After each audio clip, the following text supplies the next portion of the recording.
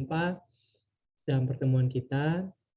Kita masih melanjutkan pembahasan kita mengenai Orde Baru dan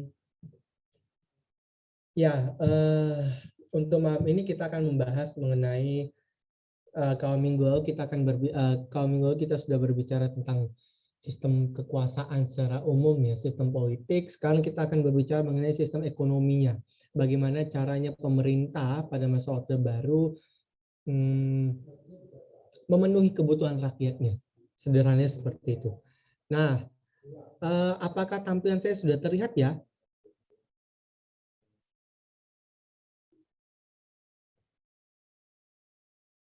Halo, apakah sudah terlihat slide saya?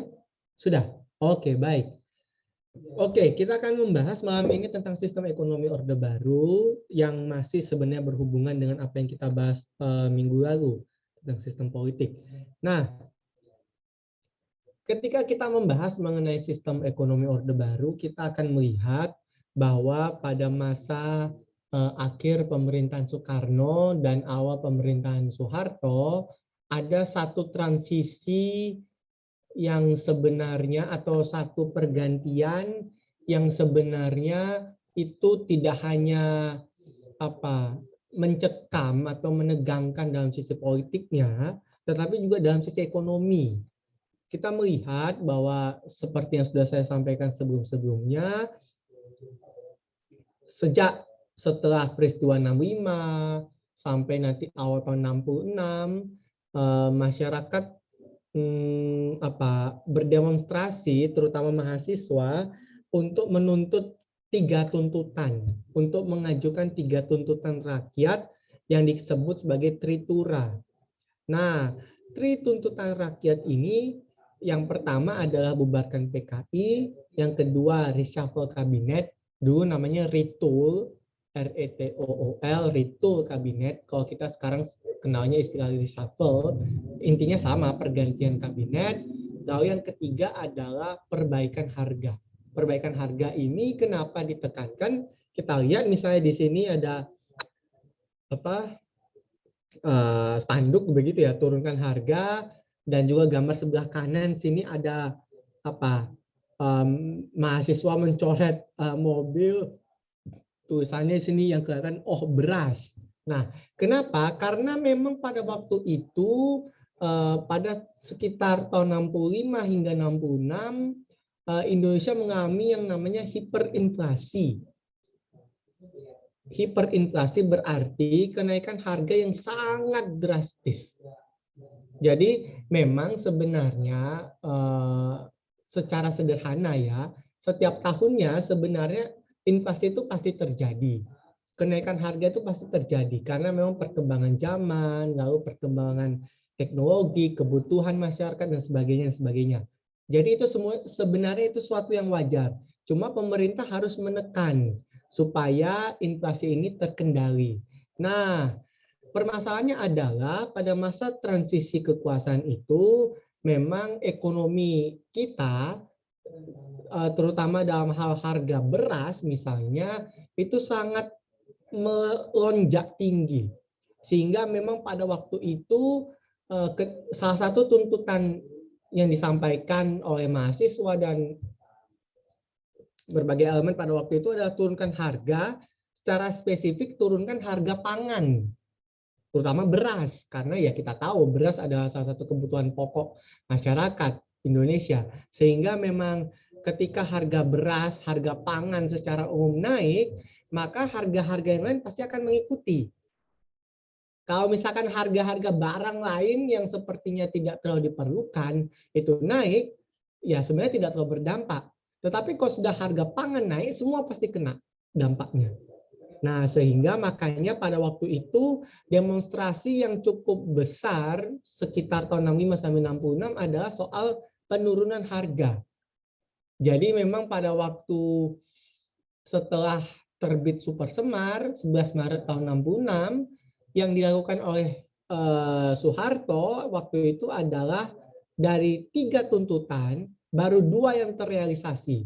Yang pertama pembubaran PKI dan yang kedua reshuffle kabinet. Sedangkan yang ketiga, penurunan harga atau perbaikan ekonomi itu memang baru bisa dilaksanakan, tidak bisa dalam jangka waktu cepat.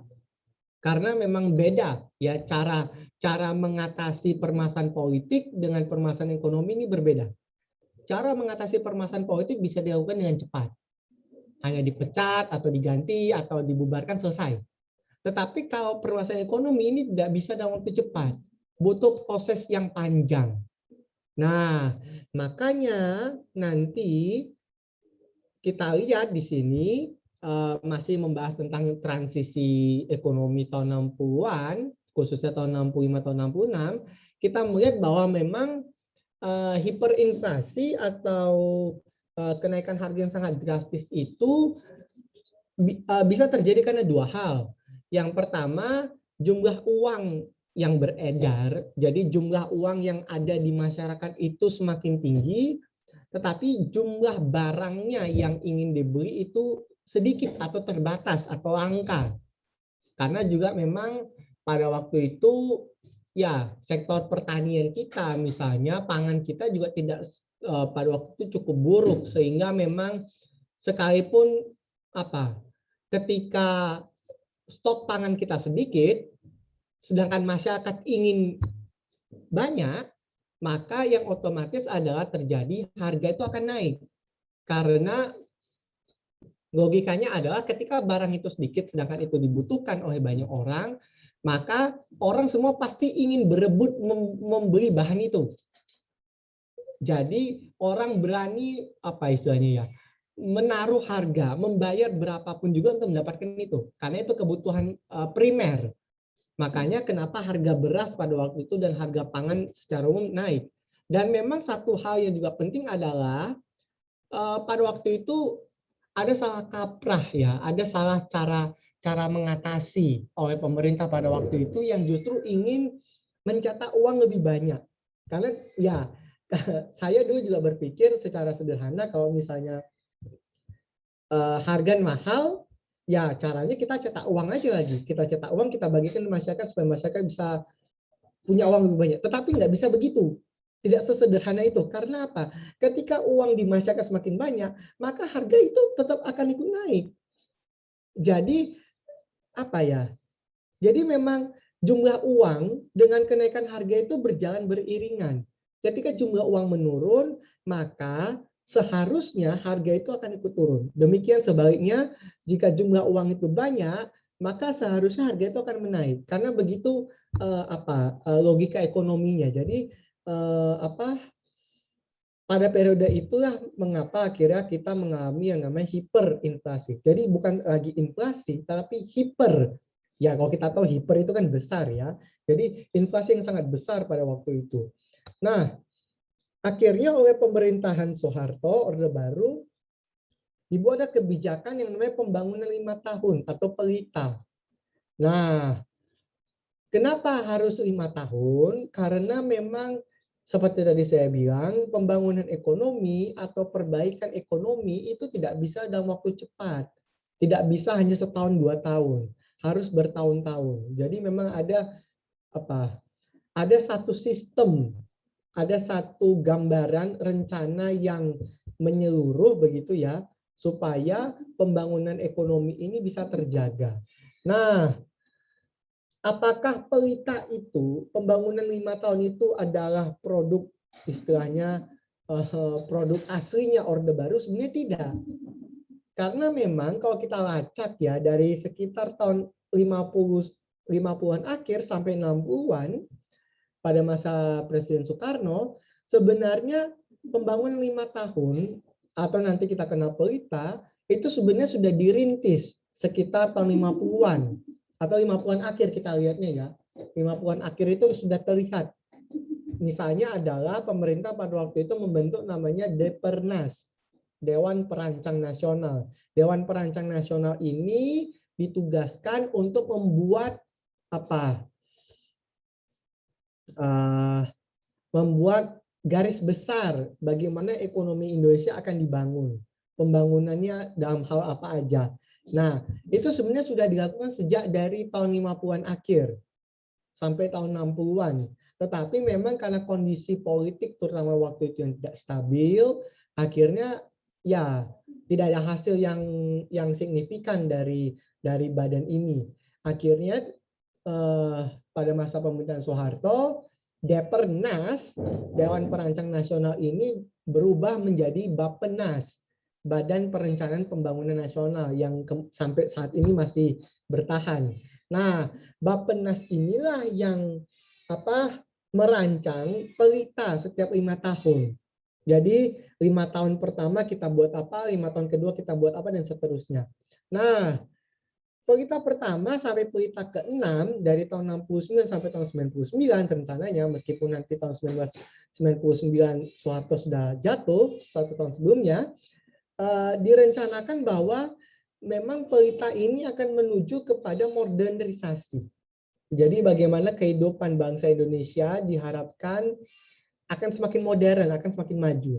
Nah, tetapi ya saya meminjam istilahnya mantan Presiden Donald Trump bahwa pelita itu di atas kertas bagus, tetapi dalam pelaksanaannya tidak bagus.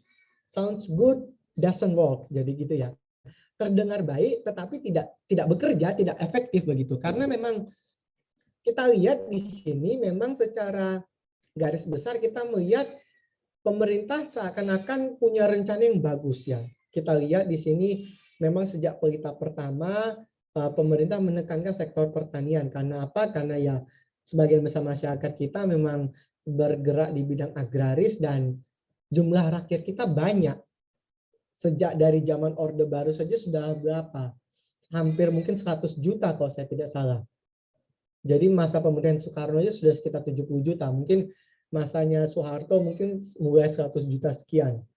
Bahkan sekarang sudah 270 juta. Jadi memang logikanya ketika rakyat kita banyak adalah kita harus memberi mereka makan yang banyak, kan begitu. Bagaimana cara memberi makan yang banyak? Dengan cara pertaniannya dihidupkan. Pertanian itu menjadi tumpuan. Nah, di samping itu juga pertanian ini kan sektor ekonomi yang sifatnya paling mendasar sekaligus sebenarnya paling lemah. Paling lemah dalam arti dia tidak bisa mendatangkan keuntungan yang banyak. Meskipun rakyat banyak yang membutuhkan pertanian, banyak membutuhkan pangan, bukan berarti harga bisa dipermainkan semena-mena. Bukan berarti kalau misalnya saya petani, saya bisa menjual beras dengan harga yang tinggi. Nggak bisa. Karena mekanisme harga, cara bagaimana harga itu ada adalah dengan pertemuan permintaan penawaran. Jadi ketika penawaran dari petani itu tinggi dan permintaan dari masyarakat itu tinggi, maka harus dicari keseimbangannya. Sehingga tidak bisa petani misalnya menaikkan harga, itu tidak bisa. Dan ya faktanya memang ya kita tidak bisa menolak sampai detik ini pun juga profesi petani misalnya itu sangat dimarginalkan ya, sangat-sangat dianggap terpinggirkan, rendah dan segala macam, karena memang ya kemajuan teknologi memang membuat paradigma atau cara pandang masyarakat itu berubah, sehingga mau tidak mau masyarakat yang memang lebih senang ke arah kemodernan dalam arti meninggalkan pertanian misalnya harus diajak untuk kembali ke pertanian tetapi dengan cara yang baru. Makanya pemerintah pada waktu itu sudah menerapkan industri pertanian. Nah, juga nanti kita kenal namanya revolusi hijau. Cuma memang ya kembali lagi upaya-upaya ini juga tetap tidak terlalu membantu karena memang secara dasar ya, secara fundamental ekonomi kita sebenarnya tidak terlalu baik.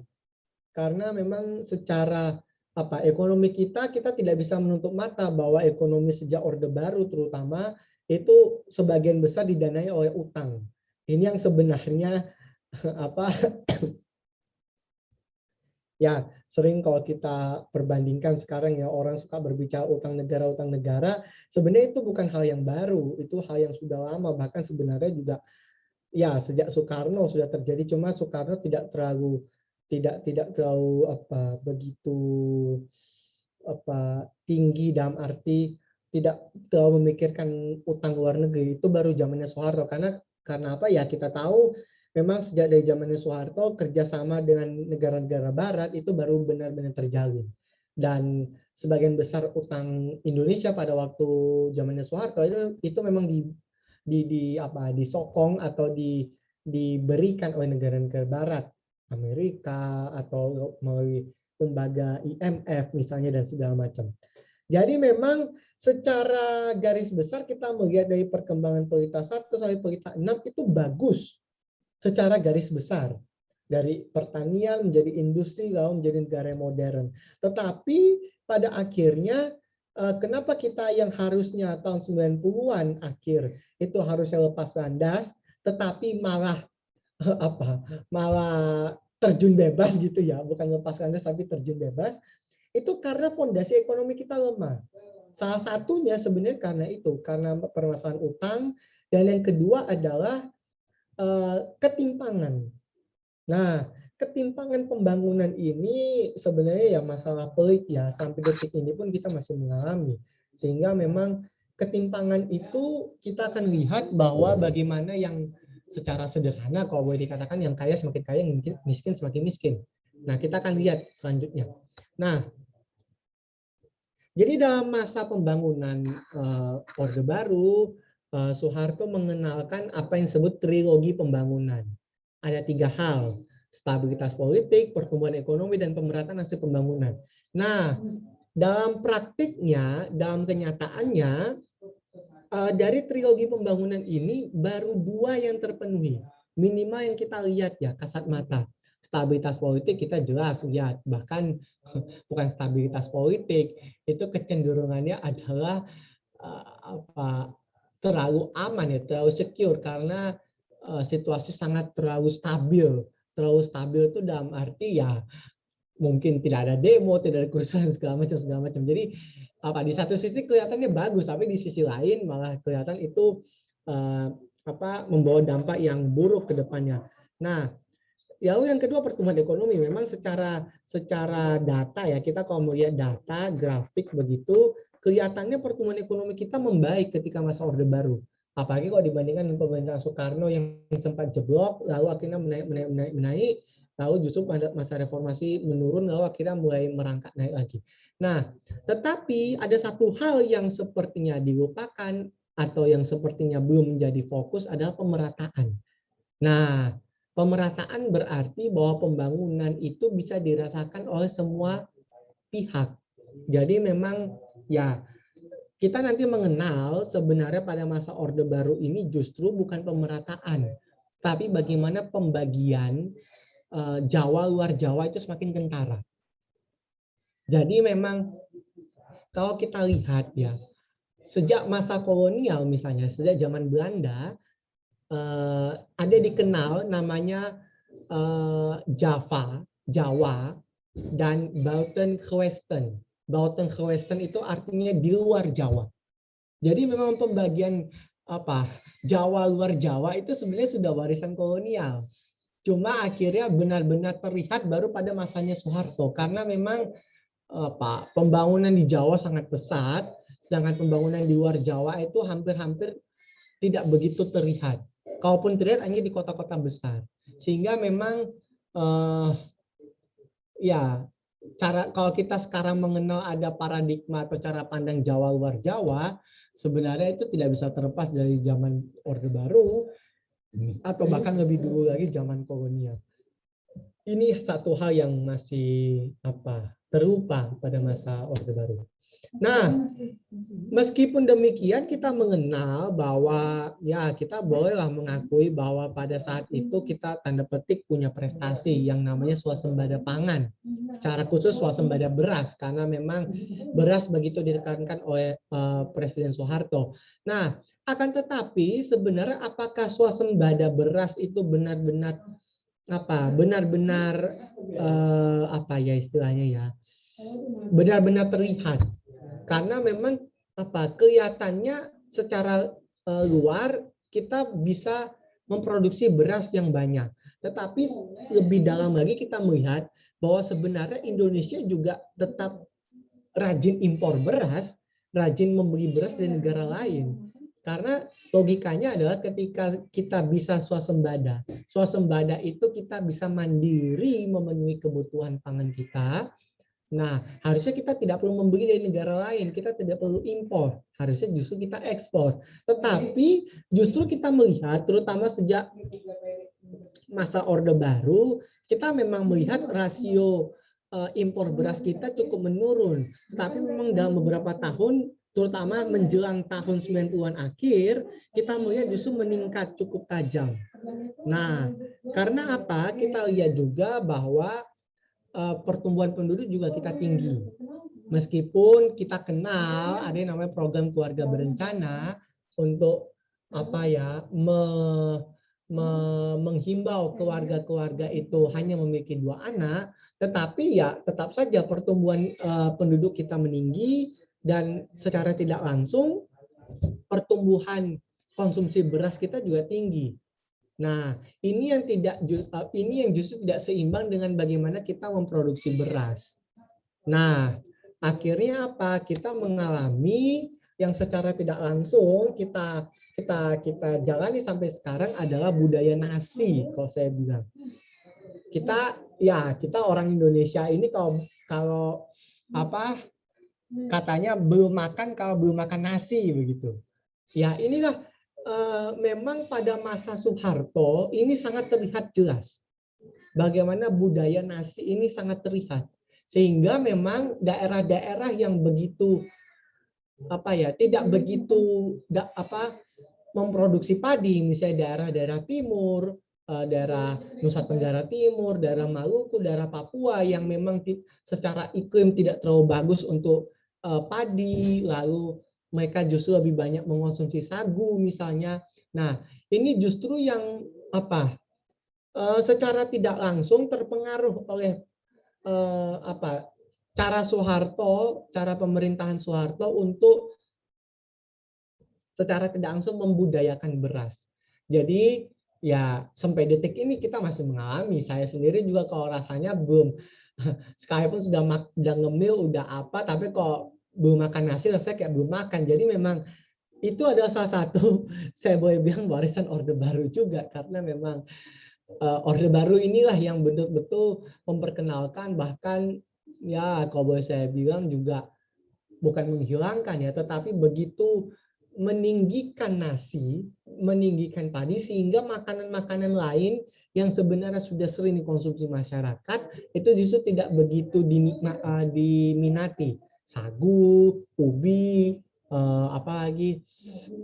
jagung misalnya, lalu ketela dan segala macam yang sebenarnya di berbagai wilayah Indonesia itu sudah menjadi makanan pokok, justru karena masa pemerintahan Orde Baru seakan-akan semuanya itu menjadi sangat tidak pokok lagi.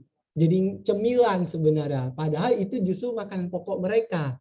Sagu misalnya oleh masyarakat Papua itu adalah makanan pokok mereka.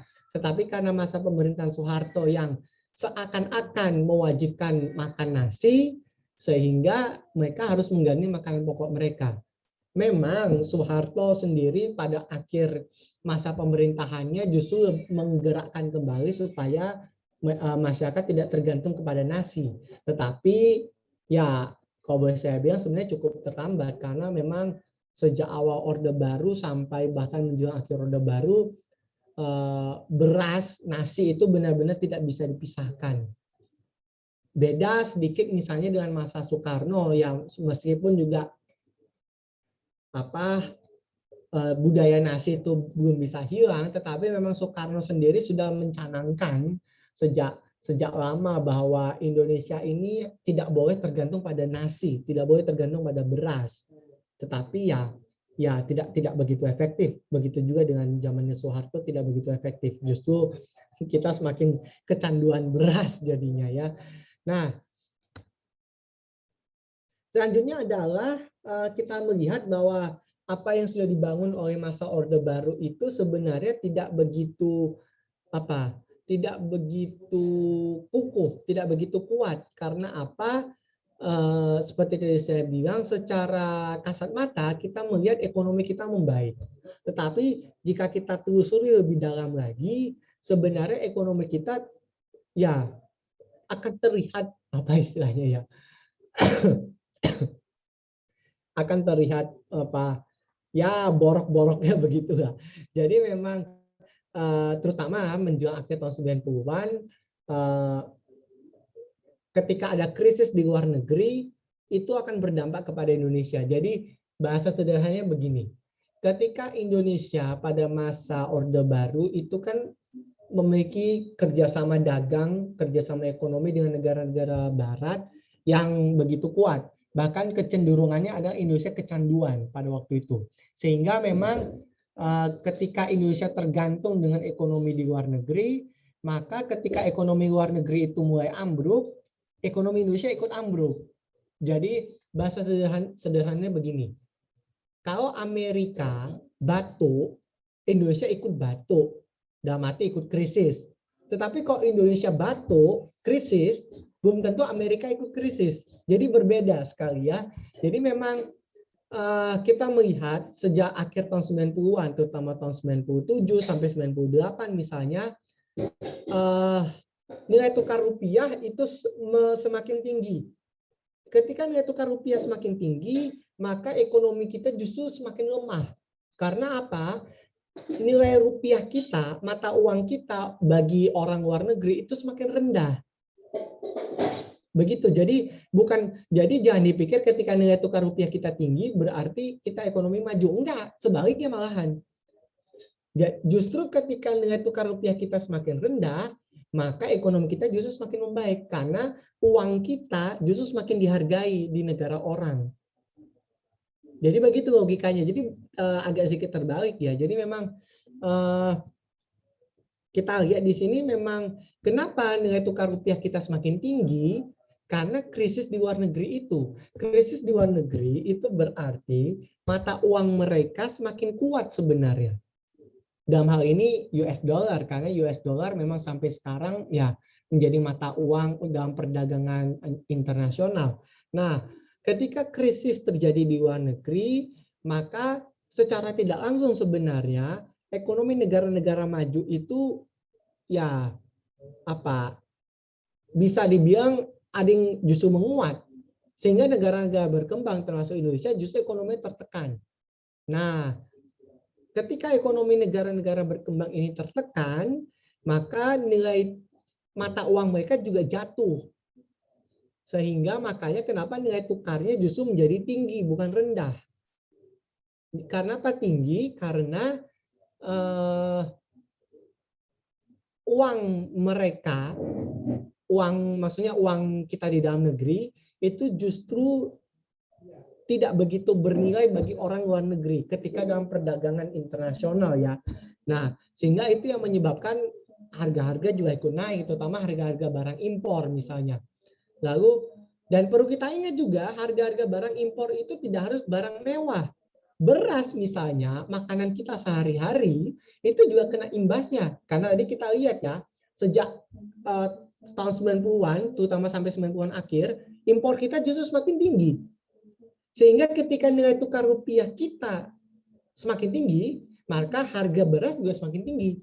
Nah, itu yang menyebabkan akhirnya kita yang mengalami krisis lagi. Jadi ketika dulu tahun 65-66, transisi dari Soekarno ke Soeharto mengalami krisis, begitu pula terjadi tahun 97, 98, sampai 99. Krisis lagi.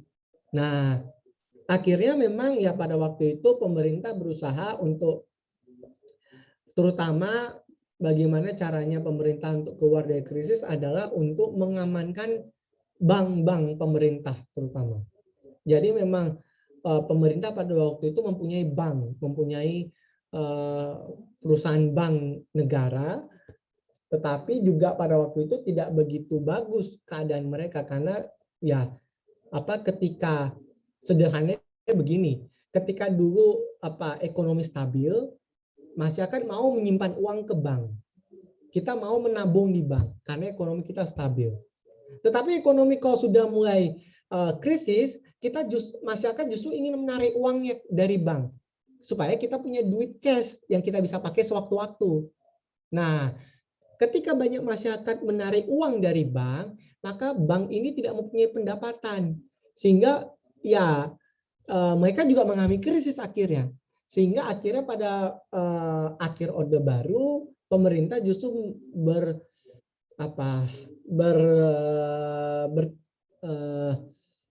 menetapkan kebijakan bahwa bank-bank pemerintah itu sebagian besar diambil alih atau bahkan dibekukan sementara, dihentikan sementara.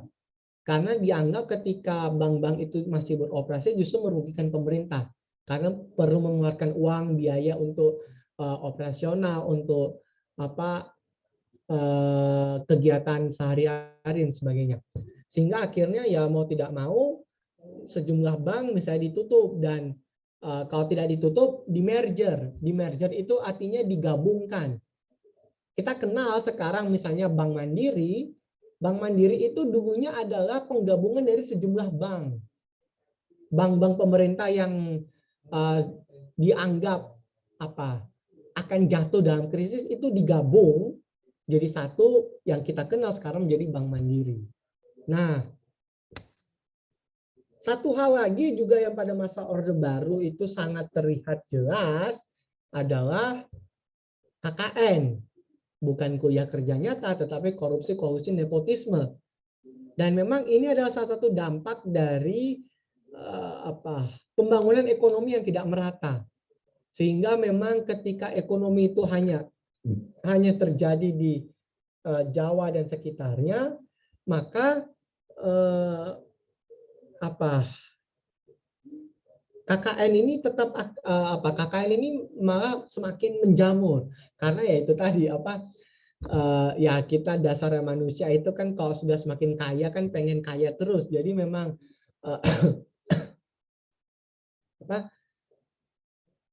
nafsu untuk mencari harta semakin tinggi, sehingga cara korupsi pun ditempuh, dan ya itu yang memang membuat akhirnya ekonomi kita tidak begitu bagus, karena sebenarnya uang negara justru hanya dinikmati oleh segelintir kelompok, tidak sepenuhnya kepada rakyat. Nanti kita lihat ya, korupsi ini sebenarnya dalam sepanjang sejarah Indonesia juga tidak pernah usai. Bahkan sejak dari zaman kolonial itu kita sudah melihat bagaimana misalnya VOC, Perserikatan Dagang Belanda, itu pun juga akhirnya bubar, berhenti karena korupsi juga. Jadi memang ya ini persoalan yang sangat pelik ya, korupsi ini sampai sekarang. Nah, yang tadi juga saya sampaikan ada ketimpangan. Jadi ketimpangan itu adalah lawan dari pemerataan. Ketika ekonomi kita kelihatannya tumbuh baik, tetapi pendapatan justru timpang. Nah, ini yang menjadi menjadi tanda indikasi bahwa sebenarnya ekonomi kita secara keseluruhan sebenarnya belum baik. Meskipun kita lihat data misalnya jumlah penduduk miskin menurun. Nah, tetapi jumlah penduduk miskin menurun, apakah itu dibarengi dengan pemerataan? Nah, itu juga yang kita tidak tahu. Jadi memang kita lihat di sini, ketimpangan pendapatan itu bisa diukur dengan yang namanya indeks Gini. Nah, secara sederhananya begini, ketika indeks Gini itu semakin rendah, itu berarti bagus, karena justru pendapatan itu semakin merata. Tetapi ketika indeks Gini kita semakin tinggi, maka ketimpangan yang justru terlihat. Jadi memang kita lihat dalam periode terutama Orde Baru ini sebenarnya juga sampai reformasi, ya ketimpangan adalah salah satu PR besar pemerintah yang sampai sekarang belum begitu terrealisasi, karena memang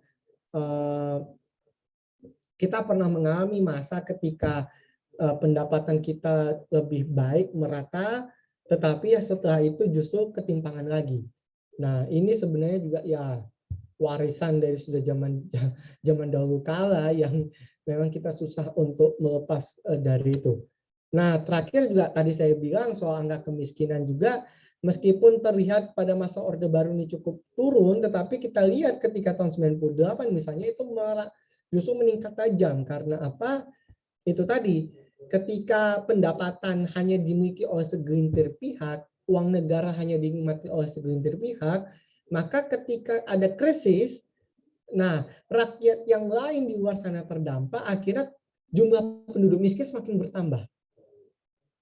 Sehingga memang itu tadi saya bilang, yang kaya semakin kaya, yang miskin semakin miskin. Sehingga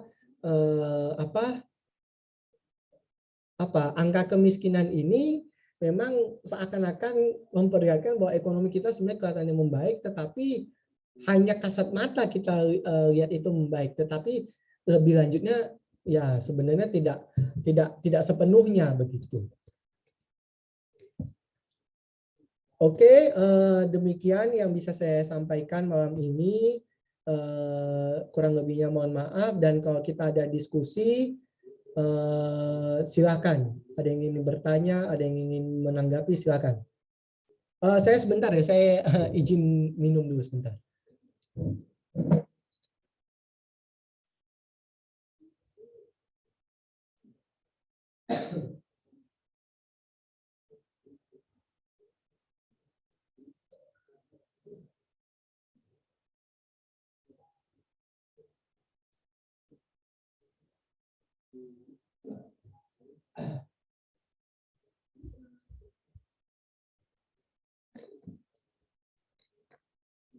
Oke, cek baik.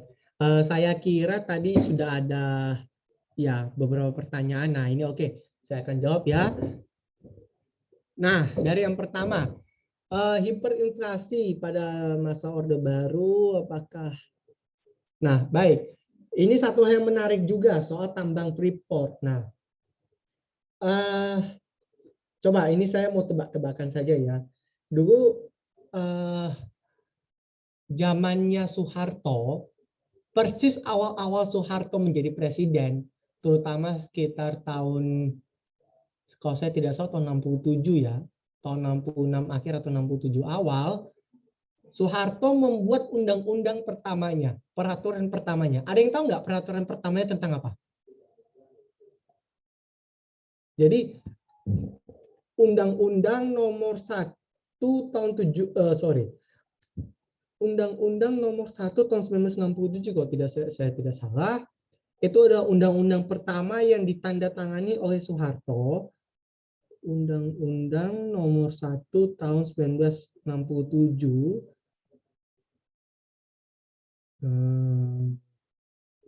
Ya benar. Jadi undang-undang pertama yang ditetapkan oleh Soeharto, Undang-Undang nomor 1 tahun 67, itu tentang PMA, penanaman modal asing. Jadi memang kalau saya bilang, sejak pertama Soeharto benar-benar berkuasa sebagai presiden, Soeharto justru membuka penanaman modal asing sangat besar. Termasuk nanti Freeport salah satunya. Yang sampai detik ini memang ya sekarang sih oleh pemerintah sudah mulai diambil alih secara bertahap. Tetapi memang pada masa Orde Baru, penanaman modal asing itu begitu kuat. Karena ya kita tahu zaman Soekarno itu sangat dilarang, akhirnya oleh Soeharto dibalikkan begitu. Jadi memang pada waktu itu ya modal asing akhirnya masuk ke Indonesia dengan sangat mudah, investasi dan segala macam. Nah, tetapi kita lihat juga ketika misalnya Freeport juga masuk ke Indonesia, apakah itu membawa keuntungan ekonomi yang cukup besar? Ternyata tidak, karena memang sebagian besar keuntungan Freeport itu masih dibawa oleh perusahaan mereka sendiri, yang notabene adalah negara asing. Jadi memang saya boleh bilang justru dia tidak begitu berdampak bagi inflasi, bagi ekonomi secara keseluruhan, karena justru pendapatan hasil dari Freeport ini justru tidak dinikmati oleh rakyat Indonesia, sebagian besar justru dinikmati oleh negara asing, ya negaranya Freeport itu sendiri. Nah, sehingga memang tidak begitu berdampak. Malahan justru ketika keuntungan sebagian besar dibawa ke luar negeri, justru mata uang luar negeri semakin kuat. Mata uang negara kita semakin lemah. Sehingga bukannya mengurangi inflasi, justru bisa menaikkan inflasi. Karena itu tadi, mata uang kita menjadi rendah nilainya. Sehingga bukan inflasi yang terjadi, justru malah bukan mengurangi inflasi, tetapi malah justru bisa menaikkan inflasi kecenderungannya. Nah, lalu yang kedua, ya, apakah lebih banyak ekspor atau impor? Sebenarnya kita bisa lihat dalam banyak hal ya. Tentu kita tidak bisa mengeneralisir semuanya, tidak bisa menyeragamkan semuanya, tetapi memang secara umum, misalnya beras saja ya, beras itu sebenarnya beras pada masa awalnya, terutama sampai tahun 80-an saya tidak salah, itu justru kita berani mengekspor. Makanya kita sampai diberikan penghargaan oleh FAO, Food and Agriculture Organization, sebagai negara yang bisa swasembada pangan. Negara yang bisa memenuhi kebutuhan pangannya sendiri. Terutama swasembada beras ya, swasembada beras pada waktu itu. Nah, akhirnya Indonesia berani justru mengekspor ke luar negeri. Nah, akan tetapi justru setelah itu tahun 80-an akhir sampai tahun 90-an, Indonesia justru malah sebaliknya rajin mengimpor beras. Nah, ini juga bisa menjadi pertanyaan, kenapa malah Indonesia malah rajin mengimpor, padahal dulunya rajin mengekspor. Nah, salah satu dugaan yang kuat adalah memang pada waktu itu adanya pergeseran orientasi atau pergeseran kebijakan pembangunan yang pada waktu itu memang lebih menekankan industrialisasi, modernisme. Jadi memang ketika tahun 80-an akhir, 90-an itu misalnya satu hal yang penting adalah pada waktu itu adalah kita mengalami apa yang disebut sebagai oil boom atau bom minyak, atau bukan bom minyak. Tahun 80-an itu kita di Indonesia mengalami apa yang namanya kita menemukan sumber minyak, sumber ekonomi baru. Jadi memang tahun 60-an, 70-an ekonomi kita masih seputar pertanian, agraris dan segala macam. Tetapi tahun 80-an kita mulai mengebor laut, mengebor mengebor laut untuk mencari minyak, dan kita tetap punya sumber daya minyak bumi yang nanti menjadi bahan bakar bensin dan segala macam itu. Nah, bahan bakar minyak ini yang mulai ditemukan tahun 80-an akhirnya menyebabkan ekonomi Indonesia mulai bergeser. Yang tadinya kita berbicara tentang pertanian, kita sekarang berbicara tentang industri. Pengolahan minyak, lalu industri batu bara misalnya, industri energi dan segala macam. Sehingga setelah industri ini berkembang, akhirnya justru yang terjadi apa? Banyak pabrik bermunculan. Pabrik apalah, elektronik, pabrik kendaraan, pabrik segala macam. Jadi ketika pabrik itu bermunculan, maka konsekuensinya adalah mereka membutuhkan lahan yang besar. Nah, di mana mencari lahan yang besar dan dengan harga yang relatif murah adalah membeli sawah. Karena ya sejak waktu itu bahkan hingga sekarang sebenarnya ya memang harga tanah sawah itu tidak begitu tinggi. Karena itu tadi memang ya sejak awal petani kita memang sudah begitu tertekan karena memang ekonomi kita justru bergerak ke arah industrialisasi yang sebenarnya diharapkan menguntungkan petani, tetapi justru merugikan petani. Karena lahan-lahan sawah mereka justru akhirnya terganti dengan lahan pabrik. Nah, ketika lahan sawah semakin berkurang, maka otomatis hasil pertanian kita juga akhirnya menurun. Makanya kenapa kita lebih rajin mengimpor beras tahun 80-an sampai 90-an, karena itu tadi salah satunya. Jadi kita boleh lihat tahun 80-an sekian, kita baru nanti bergabung dengan yang namanya OPEC, organisasi pengekspor minyak. Nah, kenapa kita berani bergabung? Karena kita baru nyadar tahun 80-an itu kita punya cadangan minyak yang besar. Nah, tetapi akhirnya justru kita mengeksploitasi cadangan minyak itu, sehingga itu juga yang akhirnya menyebabkan ekonomi kita lemah. Karena apa?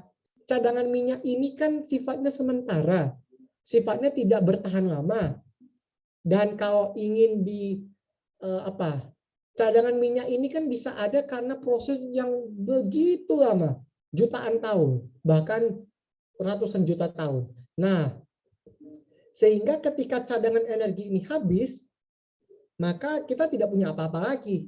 Nah, itu yang menyebabkan akhirnya memang pada sekitar tahun 90-an, ekonomi kita mulai melemah karena apa? Cadangan minyak kita sudah mulai habis sebenarnya. Dan akhirnya ya pertanian kita justru semakin terseok-seok, semakin tidak begitu membaik karena itu tadi lahan-lahan sawah mereka semakin berkurang karena pertumbuhan penduduk, karena pembangunan pabrik dan segala macam. Sehingga memang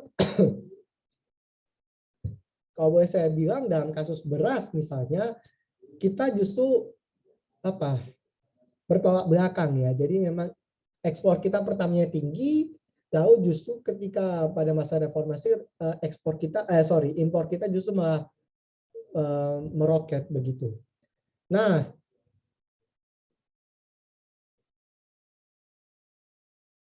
jadi memang yang ketiga memang ini menarik ya saya kira karena memang penetapan harga barang itu ya memang tidak bisa terlepas dari keluarga Soeharto. Dalam arti begini, pada masa pemerintahan Soeharto ada yang dikenal namanya Himpunan Kerukunan Tani, HKTI, Himpunan Kerukunan Tani Indonesia, lalu apa lagi ya? Pokoknya perkumpulan petani begitulah. Nah, memang dari Himpunan Kerukunan Tani ini memang sebagian besar justru dipegang oleh keluarga Soeharto. Jadi memang ketika misalnya organisasi petani ini dipegang oleh Soeharto, maka wajar ketika harga-harga itu sudah ditetapkan. Tetapi perlu kita ingat bahwa ketika harga itu sudah ditetapkan, bukan berarti itu membawa dampak yang baik bagi petani. Ini saya kira benar ya. Jadi ketika petani, jadi begini, ketika petani menghasilkan sesuatu, mereka kebanyakan tidak langsung menjualnya sendiri. Mereka menjualnya melalui perantara yang namanya tengkulak. Jadi ketika mereka setelah bertani panen begitu ya, mereka tidak bisa, sebagian besar mereka tidak menjual langsung ke pasar, tetapi mereka melalui perantara. Nah, perantara yang besar itu salah satunya itu tadi organisasi petani itu. Nah, akhirnya dari organisasi petani inilah misalnya Himpunan Kerukunan Tani, harga-harga justru ditetapkan lebih murah. Dalam arti petani harus menjual lebih murah kepada para tengkulak atau perantara. Nah, tetapi para perantara ini yang kemudian menjual ke pasar, menjual ke masyarakat, justru menjualnya dengan harga yang lebih tinggi. Jadi, kalau di logika, keuntungan dari harga jual itu justru didapat oleh perantaranya, bukan petaninya. Nah, sehingga itulah mengapa saya tadi bilang posisi petani memang semakin tertekan. Karena di satu sisi hasil panen mereka mungkin juga tidak semakin baik, lahan garapan mereka semakin sedikit, tetapi juga harga untuk dijual ke para perantara itu sebelum dijual ke masyarakat itu juga semakin jatuh. Sehingga mereka ya tidak punya, secara ekonomi mereka ya sangat tertekan. Itu yang menyebabkan akhirnya memang kelihatannya kita bisa swasembada pangan, swasembada beras, kita bisa mandiri bahkan mengekspor beras, tetapi kesejahteraan petani kita justru tidak begitu membaik karena justru tertekan itu tadi. Nah, kurang lebih begitu. Jadi memang secara tidak langsung ya kita melihat ekonomi zaman Orde Baru ini secara kasat mata baik, secara garis besar baik. Tetapi kalau kita telaah atau kita jabarkan lebih dalam, kita akan lihat bagaimana akhirnya banyak, ya saya boleh bilang dampak negatifnya juga, terutama dalam hal pemerataan, terus dalam hal kemiskinan dan segala macam. Lalu selanjutnya, ya betul. Jadi memang perdagangan, ya ini kayak cuma kebalikan aja ya. Jadi ketika dulu zamannya Soekarno hubungan ekonomi itu dijalin dengan negara-negara timur, negara-negara kiri begitu ya. Sebaliknya itu hal yang sebaliknya justru terjadi zamannya Soeharto. Mereka justru menjalin dengan negara-negara barat, negara-negara kapitalis liberal dan segala macam. Jadi benar hubungan, nggak cuma hubungan ekonomi, hubungan politik mereka juga terputus. Jadi misalnya saja sejak peristiwa 65 sampai Soeharto benar-benar menjadi presiden tahun 60-an akhir, kita tidak memiliki kedutaan besar Tiongkok di Indonesia, ditutup. Kedutaan besar Tiongkok ditutup, kedutaan besar Uni Soviet ditutup, dan perwakilan kita di negara-negara itu juga dipanggil pulang. Sehingga ya putus hubungan lah kita istilahnya selama 30 tahunan itu. Nanti baru memang istilahnya membaik itu ya setelah reformasi. Jadi memang ya zaman itu beku. Jadi dibalik aja gitu. Memang seperti itu dulu.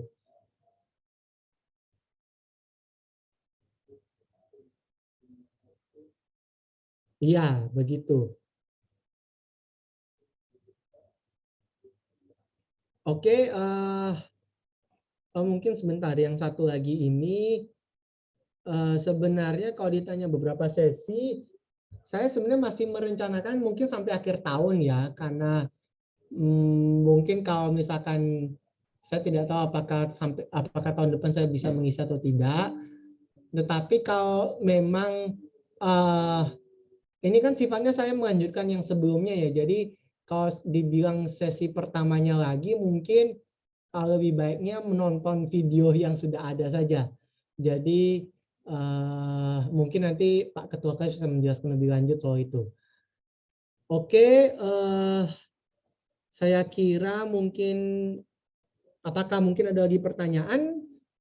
Kalau memang tidak ada pertanyaan atau tanggapan, saya kira juga karena ini sudah mau jam 8, saya cukupkan pertemuan kita malam ini. Terima kasih atas tanggapan, kehadiran teman-teman semua. Kita bertemu dalam pertemuan selanjutnya. Selamat malam, saya kembalikan ke Pak Ketua Kelas. Baik, selamat malam. Terima kasih Pak Joshua atas sharingnya malam ini. Ya, sahabat kelas, kita akhiri kelas malam ini sampai di sini. Ketemu lagi minggu depan di waktu yang sama. Untuk sesi rekaman akan saya bagikan di grup ya. Jadi semua sesi kita ada rekamannya, jadi sahabat kelas bisa review sendiri secara mandiri melalui channel yang akan dibagikan. Oke, sampai jumpa di pertemuan berikutnya. Selamat malam semuanya. Selamat malam, terima kasih. Terima kasih Pak Joshua. Terima kasih. Terima kasih Pak Joshua. Terima kasih Pak Tony.